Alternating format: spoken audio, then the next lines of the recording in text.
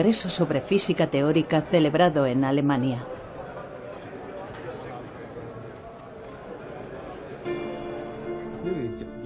Los físicos teóricos intentan descifrar el universo solamente con fórmulas matemáticas. Ahora se enfrentan a la última gran pregunta que le queda a la raza humana.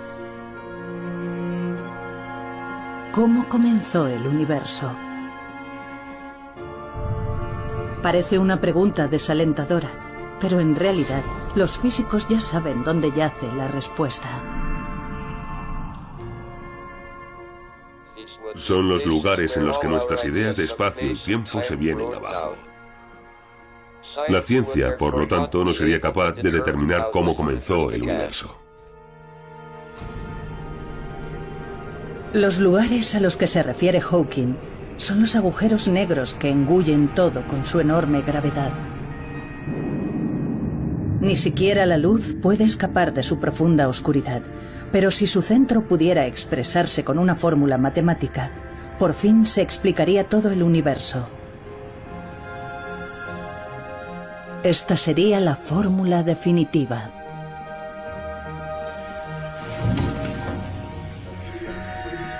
Sin embargo, en la búsqueda de esta fórmula, los físicos se han topado con inimaginables obstáculos.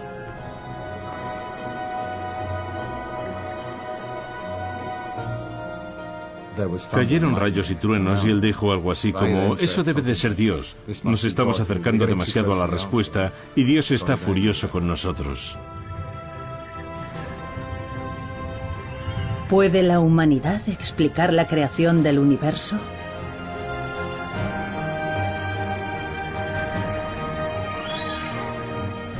Armados solo con fórmulas, los físicos se han propuesto siempre metas muy ambiciosas.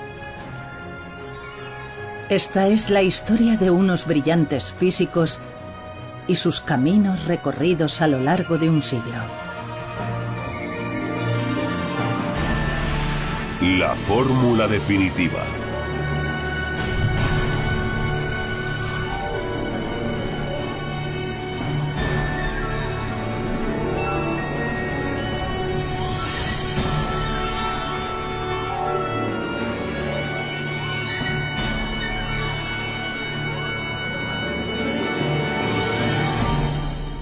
¿Cómo nació el universo?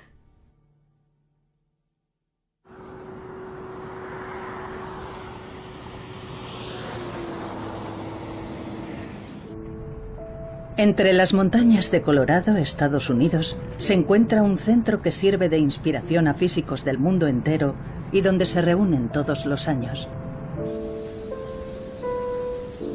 El Centro Aspen de Física ha sido testigo de muchos descubrimientos importantes.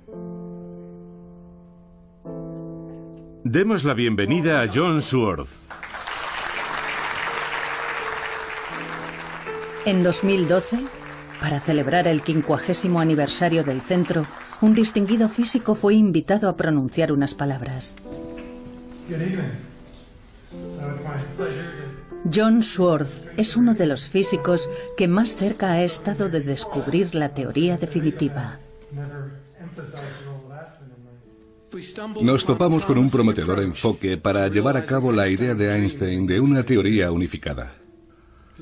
Ya teníamos una teoría única sin ninguna arbitrariedad que se suponía que describía todas las fuerzas de la naturaleza. Sworth ideó una nueva teoría llamada teoría de supercuerdas. Describía un mundo, impensable anteriormente, de partículas elementales revoloteando como cuerdas temblorosas. Pero hablaremos de ello más adelante. Antes echemos un vistazo al lugar que animó a Sworth a emprender su viaje en busca de la fórmula definitiva.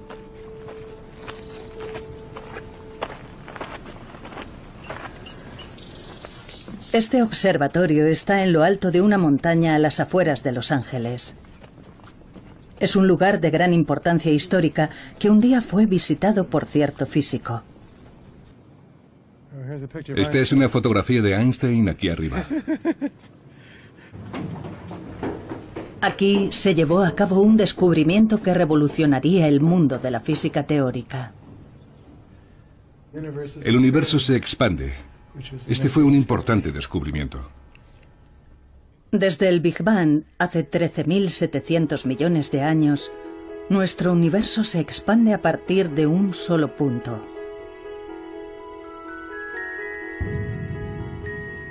Los físicos han sido capaces de usar fórmulas para explicar todo lo que ocurrió en el mundo desde el segundo 10 elevado a la potencia menos 43 después del Big Bang. En otras palabras, el momento en sí en el que nació el universo continúa siendo un misterio.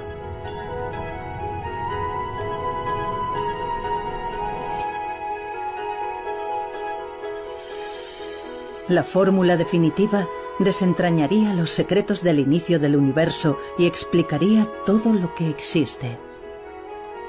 Fue un brillante físico quien abrió este camino épico. Albert Einstein. Albert Einstein es una figura legendaria para la física del siglo XX.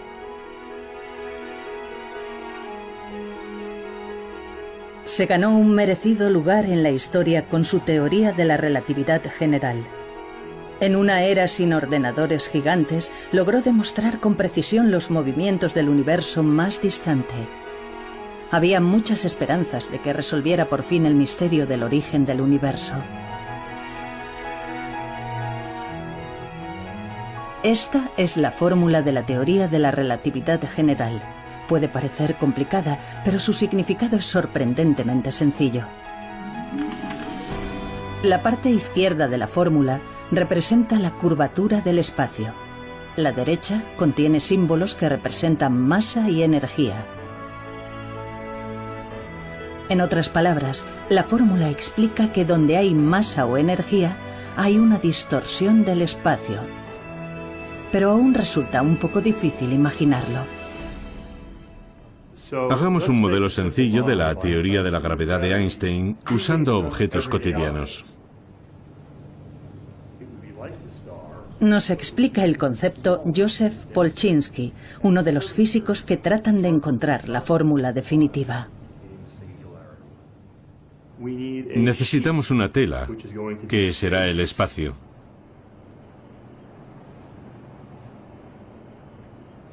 Ya tenemos un buen modelo para reproducir el efecto. Supongamos que esto es el espacio, no hay materia, y como podemos ver es totalmente plano. Pero ahora supongamos que hay una masa grande, una estrella, por ejemplo. Lo que pasará entonces es que el espacio se curvará. Si el planeta se mueve, por supuesto, no se moverá en línea recta, se moverá en círculo y orbitará alrededor de la estrella. Cuando pensamos en la gravedad, seguramente nos imaginamos una estrella que es atraída por otra que se mueve en círculo. Así. Según la teoría de Einstein, no obstante, la masa de la estrella hace que el espacio-tiempo se distorsione, y como consecuencia de ello, las otras estrellas siguen la curvatura creada por la masa. Esta curvatura del espacio-tiempo se vuelve más extrema y potente cuanto más pequeñas y pesadas son las estrellas. En base a esta teoría, Einstein hizo una atrevida predicción. Donde hay una fuerte gravedad, hasta la luz se curva. Si esta teoría fuera efectivamente correcta, significaría que una estrella oculta tras una estrella más grande sería visible, porque la gravedad curva la luz. Y su predicción demostró ser correcta. Esta es una foto de un eclipse total de Sol. Las estrellas que se ven alrededor del Sol aparecen ligeramente apartadas de donde están realmente. Ello es debido a que la enorme gravedad del Sol ha provocado que se curve la luz de lejanas estrellas.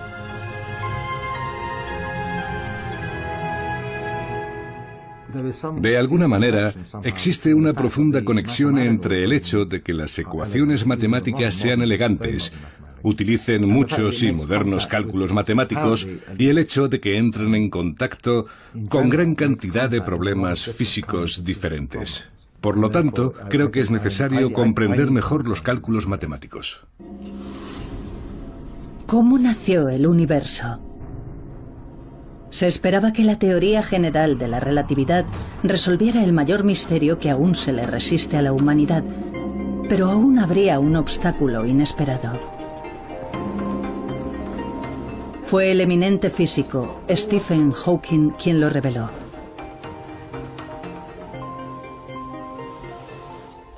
Hola.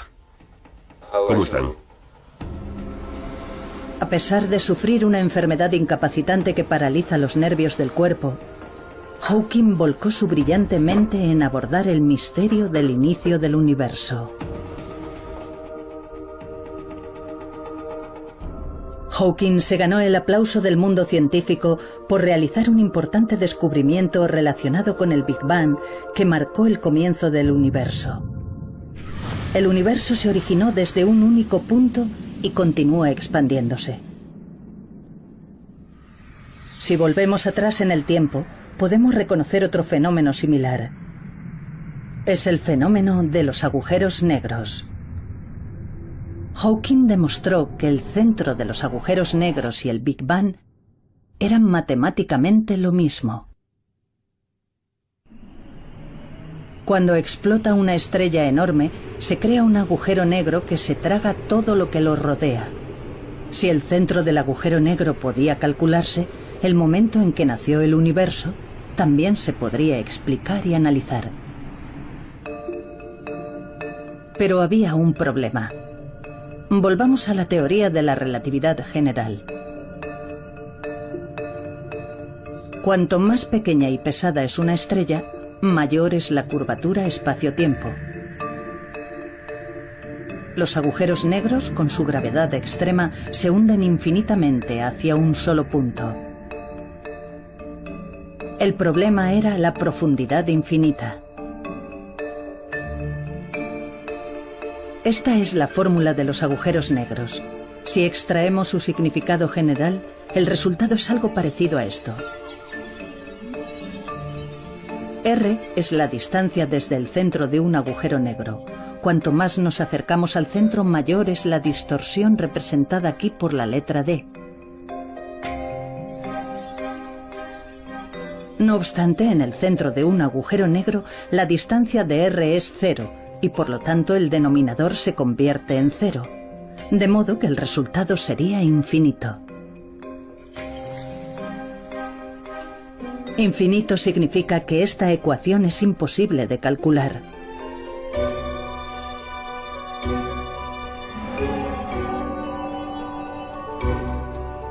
En otras palabras, la ecuación de la teoría de la relatividad general no puede aplicarse al centro de los agujeros negros.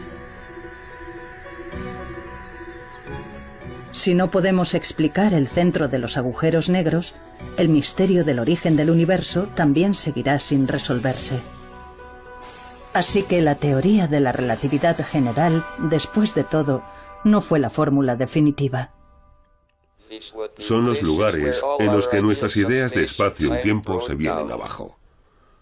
La ciencia, por lo tanto, no sería capaz de determinar cómo comenzó el universo. El plano del universo demostraba ser huidizo.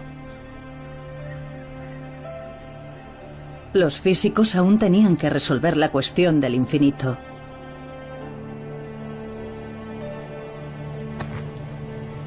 Entonces se les ocurrió una idea atrevida. ¿Por qué no combinar la teoría de la relatividad general con otra fórmula?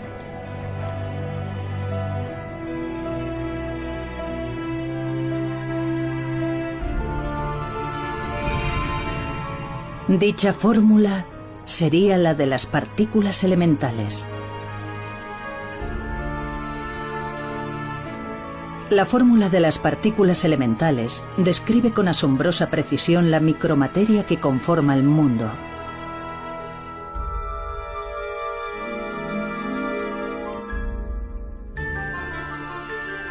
Pero, ¿por qué combinar esta fórmula con la de la teoría de la relatividad general? El centro de un agujero negro es un único punto minúsculo infinitamente comprimido. Al incorporar la fórmula de las micropartículas elementales, se creyó que el problema del infinito se resolvería, y así el misterio del origen del universo se desvelaría por fin.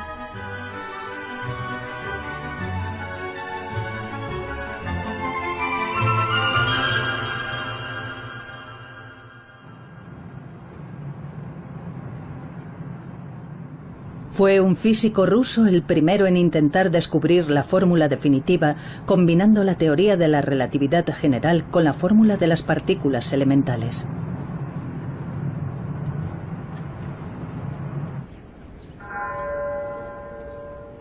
A las afueras de San Petersburgo hay un bosque apenas visitado por la gente. En él hay una lápida marcada por 2 balazos. Es la tumba de Matvei Bronstein, un brillante físico perseguido y asesinado durante la era soviética. Hola, buenos días. Su hija, de 82 años, sigue viviendo en Rusia.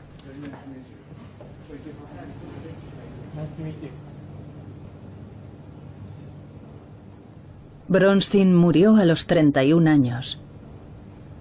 Su familia no fue informada de su fallecimiento hasta pasado más de medio siglo.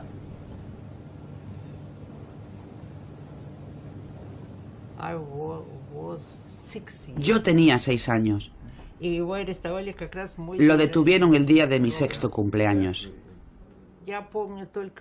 Todos mis recuerdos son imágenes. No recuerdo conversaciones ni situaciones.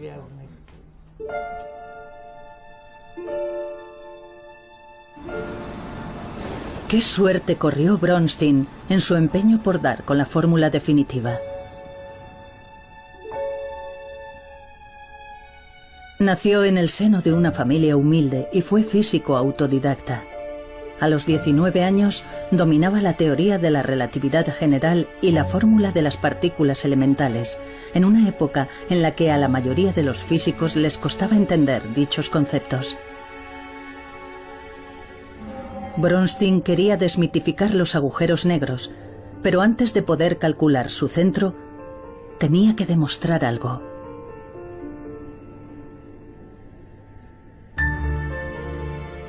Debía comprobar si las 2 fórmulas podían combinarse y funcionar juntas a nivel microscópico en el espacio que lo rodeaba. Tomó una sección de espacio, a una escala menor incluso que la de las partículas elementales, y calculó la gravedad que actuaba sobre ellas. Aquí, las 2 fórmulas utilizadas por Bronstein han sido reemplazadas por fórmulas modernas. Parecen complicadas, pero expresadas de una forma más sencilla significan lo siguiente. La primera parte de la fórmula de las partículas elementales establece que sus cálculos se refieren al mundo microscópico. Dentro del recuadro azul, la fórmula describe la micromateria y las fuerzas que actúan sobre ella. Bronstein introdujo la teoría de la relatividad general en esta fórmula. Entonces, se produjo un resultado sorprendente. Apareció un 0 como denominador. Esto solo podía significar una cosa: un cálculo imposible, conocido también como infinito. No hay duda de que las fórmulas combinadas eran correctas, pero ¿por qué daban aquel resultado? Bronstein continuó sus cálculos con mayor precisión aún.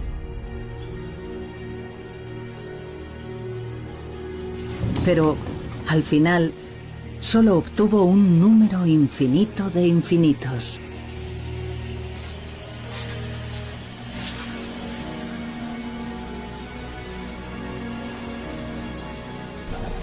Estos resultados sugerían que si miramos lo que hay a nuestro alrededor a nivel microscópico, Todo es inestable, con multitud de fenómenos parecidos a agujeros negros que dan lugar a infinito.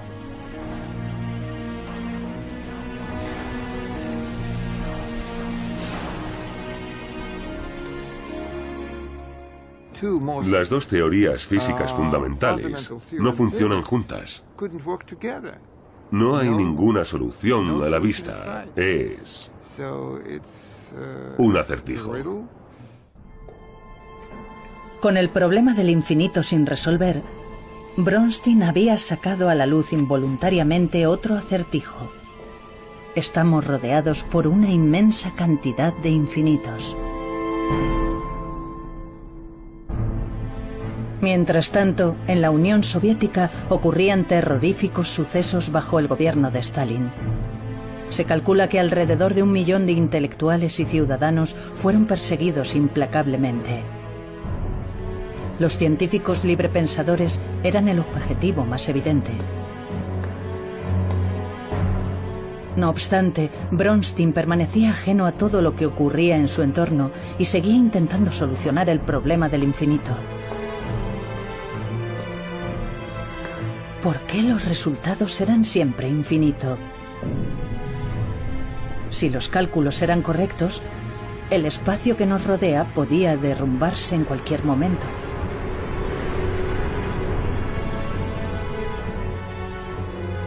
En agosto de 1937, todo acabó bruscamente. La policía secreta detuvo a Bronstein.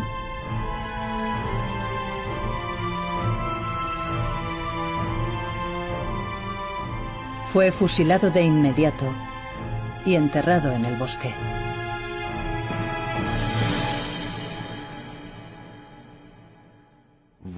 ¿Por qué Stalin ejerció aquella represión? Porque le preocupaba su poder personal. Pero semejante régimen nunca puede justificarse. Creo que si Bronstein hubiera vivido, su contribución a la resolución del problema habría sido muy importante. Tras la muerte de Bronstein, los esfuerzos por resolver el problema del infinito continuaron durante casi un siglo. Los físicos de más talento y prestigio trataron de desentrañar el misterio del origen del universo, combinando las dos grandes teorías. Pero ninguno de ellos tuvo éxito.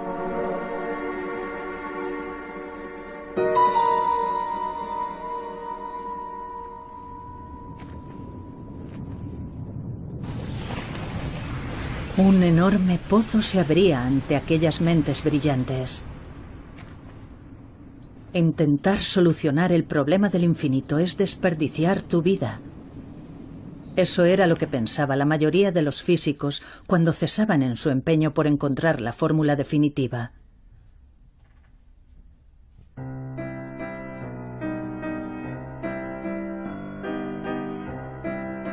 Pero en 1974 ocurrió un hecho decisivo.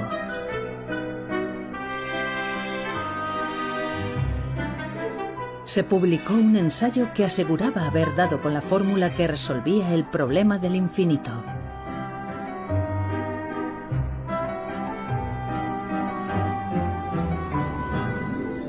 Sus autores eran dos investigadores desconocidos que habían coincidido en Princeton. Aquellos jóvenes físicos eran John Swartz y Joël Scherk, de origen francés. Su investigación giraba en torno a un campo olvidado y considerado anticuado entonces, la teoría de cuerdas.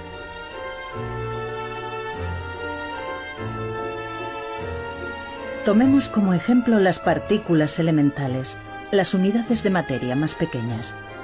Según la teoría de cuerdas, las partículas no son puntos, sino cuerdas temblorosas con diversas formas.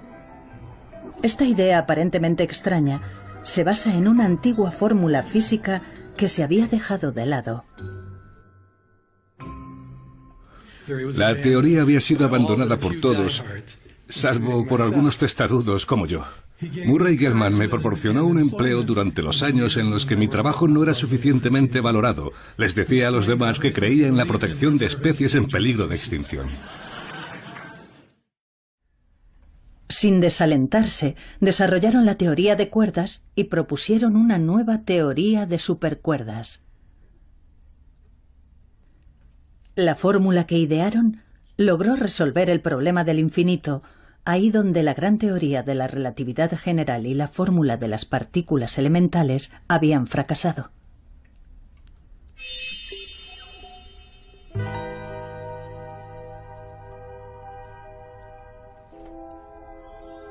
Pero ¿cómo resolvieron el acertijo los dos jóvenes físicos?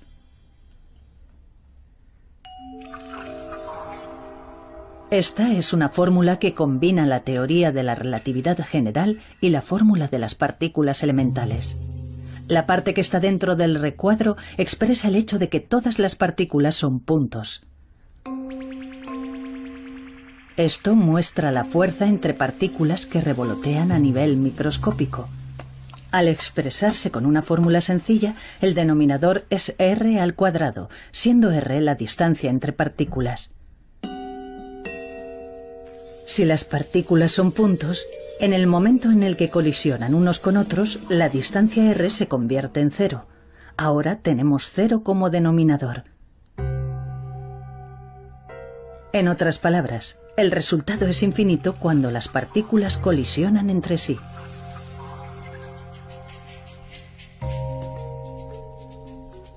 Pero como recordarán, en la teoría de supercuerdas las partículas no son puntos, sino cuerdas parecidas a gomas elásticas.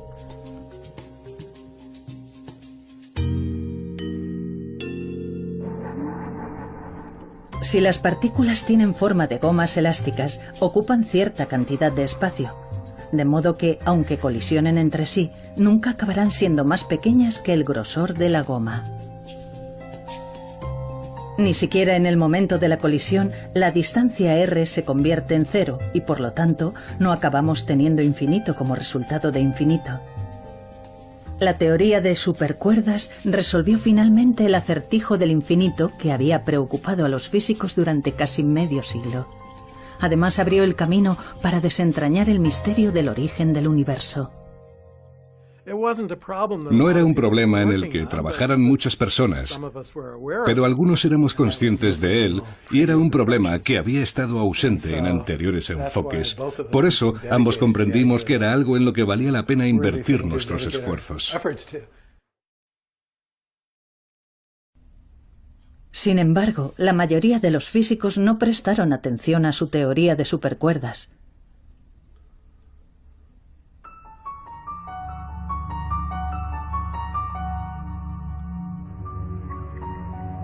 Desconfiaban de la teoría de supercuerdas. Para empezar, era demasiado diferente de la teoría de la relatividad general y de la fórmula de las partículas elementales.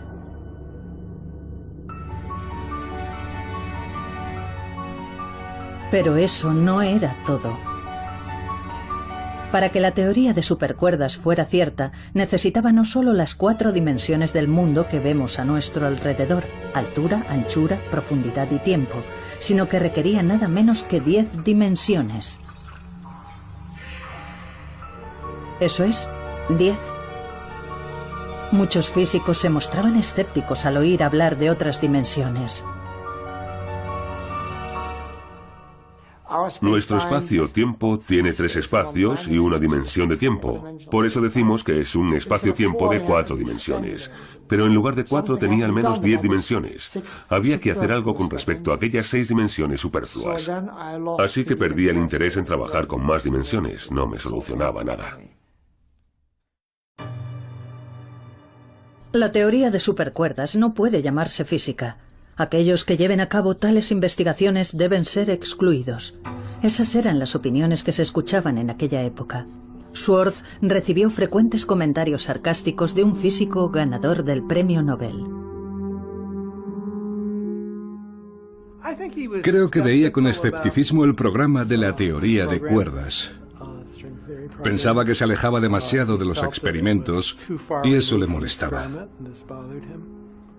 Me tomaba el pelo con ello. Me veía en un pasillo y me gritaba desde lejos: Sworth, ¿con cuántas dimensiones trabajas hoy?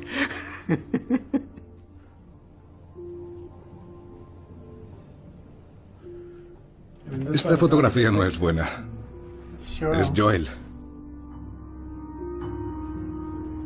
Sworth y Sherk siguieron atravesando momentos difíciles.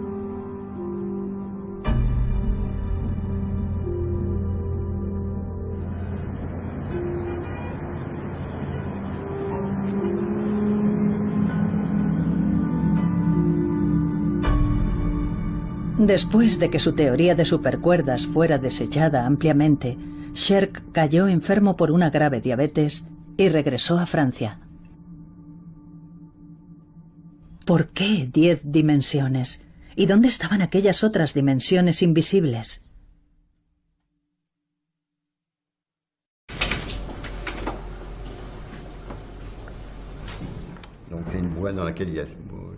Son ensayos escritos por el Dr. Sherk.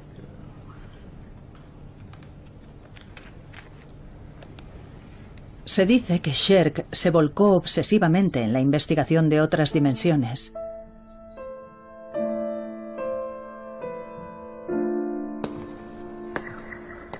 Deambulaba por las calles en busca de distintas dimensiones.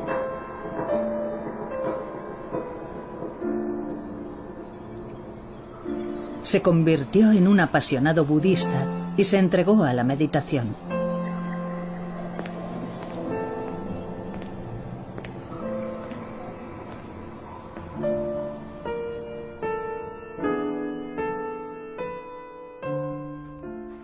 A veces se sentía aislado, porque sabía que era una de las pocas personas que trabajaban en aquello.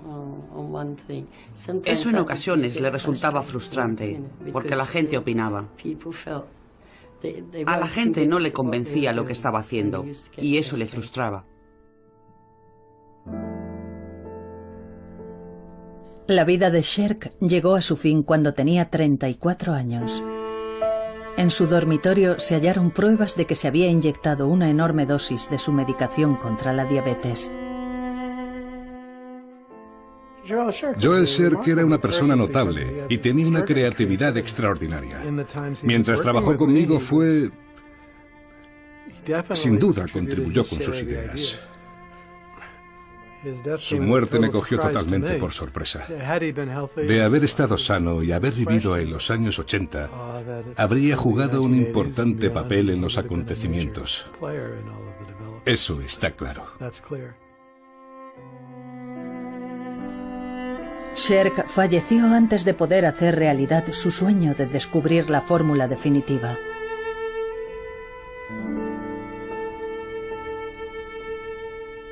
Sworth, en solitario, continuó persiguiendo la meta que su amigo no logró alcanzar. Mientras otros físicos consiguieron prestigio a través de llamativos logros, él siguió centrado en la teoría de supercuerdas.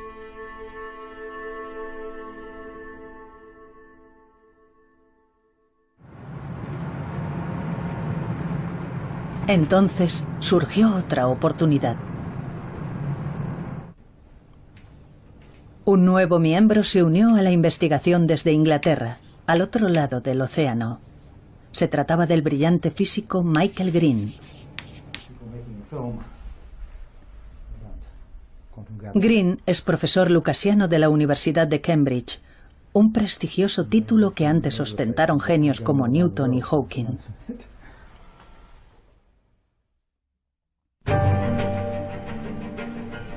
Sworth y Green decidieron enfocar la pregunta de las dimensiones de la siguiente manera.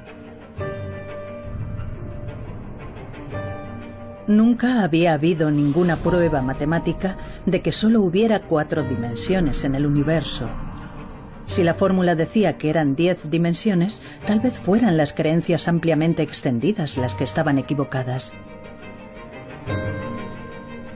Los dos físicos decidieron una vez más probar que la fórmula de la teoría de supercuerdas merecía ser la fórmula definitiva. Necesitaban demostrar que la teoría de la relatividad general y la fórmula de las partículas elementales podían hallarse dentro de la fórmula de la teoría de supercuerdas.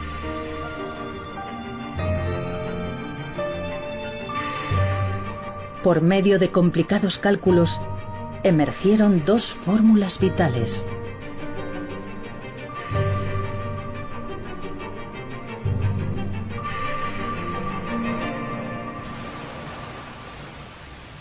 Cuando estaban realizando los últimos cálculos para asegurarse de que no había contradicciones en la fórmula, se toparon con algo extraño.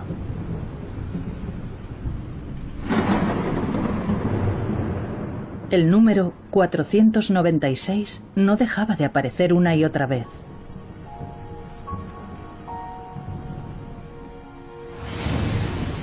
...496 es lo que se conoce como un número perfecto y ya era venerado por los antiguos griegos que lo relacionaban con la creación del mundo.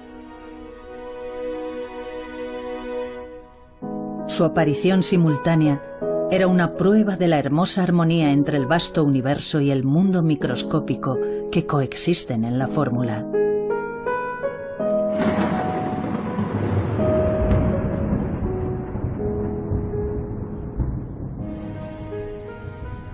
Era 496. Fue un gran momento. Recuerdo que, mientras hablábamos de ese número, 496, cayeron rayos y truenos. Y él dijo algo así como, eso debe de ser Dios. Nos estamos acercando demasiado a la respuesta y Dios está furioso con nosotros. Al mismo tiempo que apareció el número 496, consiguieron combinar la teoría de la relatividad general y la fórmula de las partículas elementales sin ninguna contradicción. En aquel entonces nos pareció un milagro. Fue una situación curiosa porque nos topamos con una teoría que en cierto modo era más inteligente que nosotros, pues contenía profundas verdades que realmente no entendíamos. La noticia del descubrimiento logrado a través de sus cálculos se difundió enseguida por todo el mundo. Estaba muy emocionado y dijo, ¿os habéis enterado de la revolución? Era una época muy excitante y la gente se mostraba muy optimista porque pronto podríamos explicar el universo. Enseguida quedó totalmente claro que la teoría podía ser mucho más realista. Yo no lo creí, sigo sin creerlo. Hoy en día no quería admitir que todo lo que estaba pasando fuera una coincidencia. Me pareció una especie de señal del cielo. ¿Podía ser la teoría del todo la fórmula definitiva que resolvería por fin el misterio de cómo nació el universo?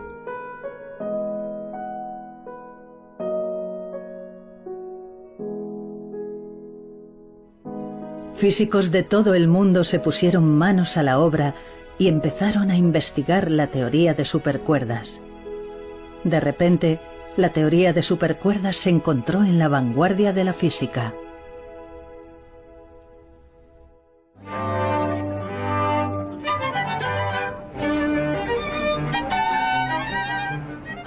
Los físicos por fin habían aceptado la idea de las dimensiones múltiples.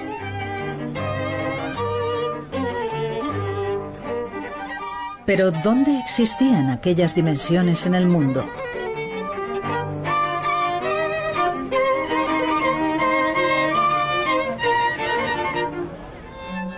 Hay que hacer un esfuerzo para comprender la idea.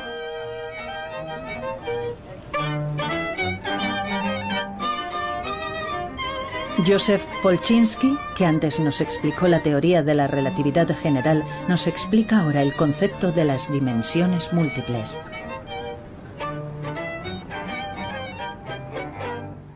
Muchos físicos piensan que el universo tiene dimensiones ocultas. Para un físico, una dimensión es una dirección en la que pueden moverse las cosas. Podemos verlo con esta cuerda floja, por ejemplo. Nuestra equilibrista Erika ve la cuerda floja como un mundo unidimensional. Solo puede moverse hacia adelante y hacia atrás. Para esta mariquita, que es mucho más pequeña, la cuerda es bidimensional.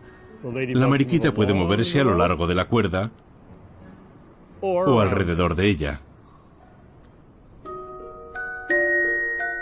Como dice Polchinski, la cuerda es bidimensional para la mariquita.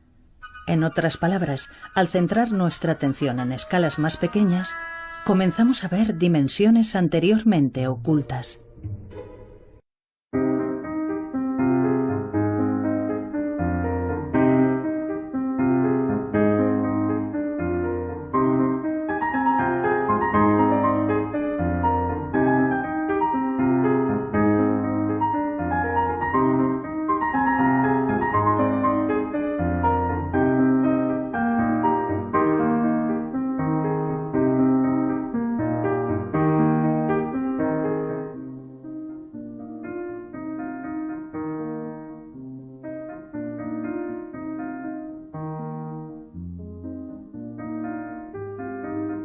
Tan ocultas a nivel ultramicroscópico, normalmente son invisibles al ojo humano.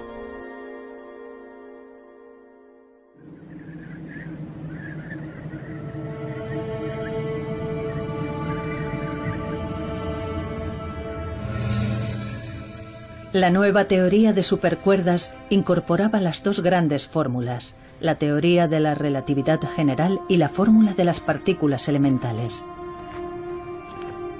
¿Era esta la fórmula definitiva que descifraría por fin todo lo que hay en el universo?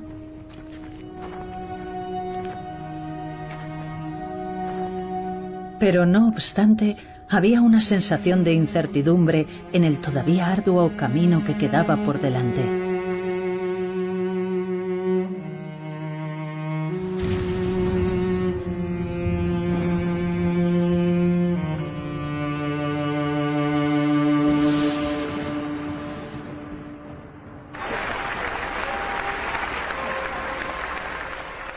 Entonces fue cuando el genio Stephen Hawking volvió a entrar en escena. Él fue quien planteó a los físicos el problema del infinito en relación con los agujeros negros. ¿Tenía la teoría de supercuerdas lo que hacía falta para ser la fórmula definitiva? Hawking respondió a esta pregunta mencionando otro problema que acechaba en la profundidad de los agujeros negros. Y así es como comienza el siguiente capítulo de nuestra historia. El nuevo problema estaba relacionado con el misterioso calor generado en el centro de los agujeros negros.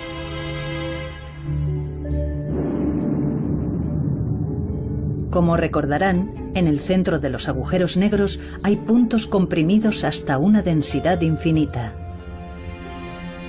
Debería ser imposible que hubiera movimiento ahí.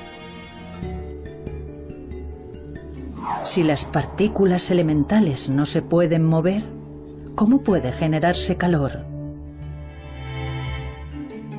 Esto se conoció como la paradoja de la pérdida de información de Hawking y se convertiría en un nuevo obstáculo para los físicos. Se mostraba muy escéptico hacia la teoría de cuerdas, pero sus argumentos parecían bastante buenos, así que era muy difícil averiguar en qué se había equivocado. Sin embargo, muchos creíamos que tenía que haber algún error, aunque no fuera evidente. Aquí es donde aparece un nuevo héroe.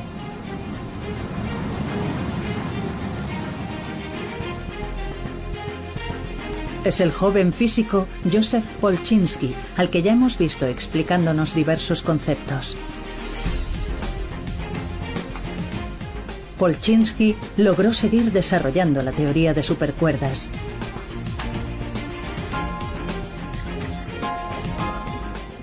La teoría de supercuerdas describe un mundo microscópico en el que las partículas vuelan como pequeñas cuerdas temblorosas. Un día, al pasar por una lavandería durante un descanso en un congreso, a Polchinski se le ocurrió una idea. Pensó, la ropa está hecha de muchos hilos finos tejidos juntos. De forma parecida, las partículas a nivel microscópico quizá no sean cuerdas individuales, sino manojos de cuerdas. Lo realmente interesante es lo que pasa cuando tienes muchas de estas juntas. Solo unas cuantas y luego más y más.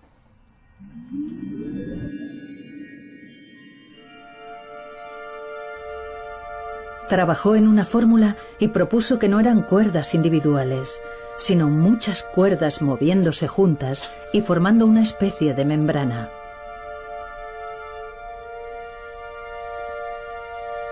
Los hallazgos de Polchinski hicieron que físicos de todo el mundo trabajasen en cálculos para identificar el calor en el interior de los agujeros negros. Finalmente, con la incorporación de una nueva fórmula que describe el fenómeno de la membrana, la teoría de supercuerdas se utilizó con éxito para calcular el calor dentro de los agujeros negros. Se creía que en el corazón de los agujeros negros las partículas eran comprimidas hasta el infinito y no se podían mover. Pero en el corazón de los agujeros también podía haber dimensiones múltiples. En dichas dimensiones, las cuerdas se tejen juntas formando membranas que se mueven y generan calor.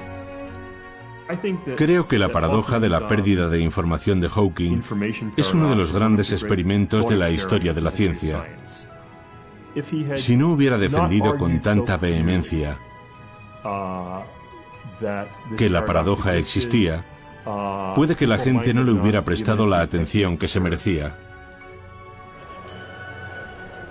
En 2004, Hawking tomó la valiente decisión de convocar un congreso en el que reconoció que estaba equivocado.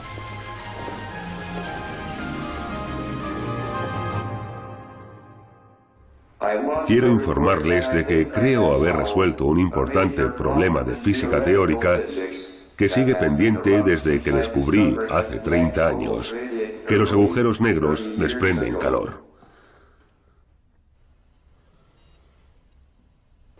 Mi ensayo sobre la pérdida de información de los agujeros negros provocó 25 años de discusiones en las que hemos aprendido mucho.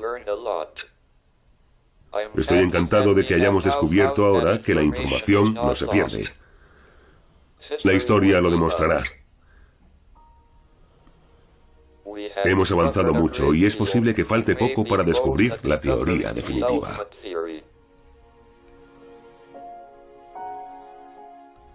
Me gustaría encontrar una respuesta mejor para las preguntas de ¿por qué estamos aquí? ¿Por qué vale la pena vivir en este universo? ¿Y cuál es el significado de ello? Tal vez estemos contemplando cuestiones filosóficas que ni siquiera sabemos por qué nos planteamos. No tengo una buena respuesta, pero aún así seguimos haciendo lo que hacemos.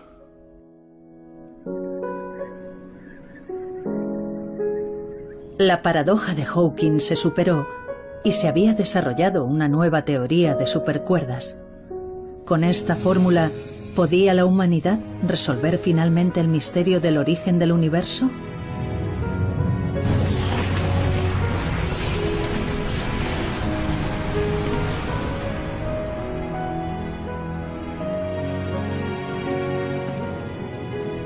En el largo camino en busca de la fórmula definitiva, los físicos se han topado con el infinito, las dimensiones múltiples y los agujeros negros.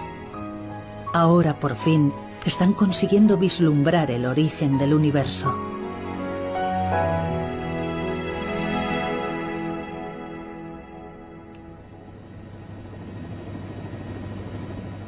Investigadores de todo el mundo están poniendo a prueba las predicciones hechas por la teoría de supercuerdas. El CERN es el laboratorio de física de partículas más grande del mundo, donde fue descubierto el bosón de Higgs. Uno de sus siguientes objetivos es descubrir otras dimensiones. La idea es utilizar el gigantesco acelerador para desvelar las dimensiones ocultas a nivel microscópico. La atención se ha centrado también en los agujeros negros que los físicos llevan mucho tiempo estudiando en su búsqueda de la fórmula definitiva. Científicos de todo el mundo intentan ahora observar directamente la entrada de un agujero negro.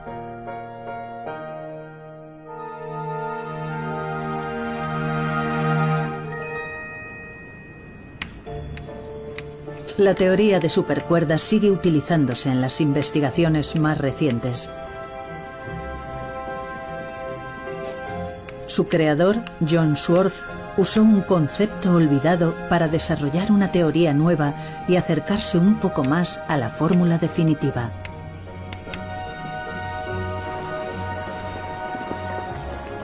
Pero empieza a pensar que quizá no viva para ver el día en el que por fin se desvelen los secretos del origen del universo.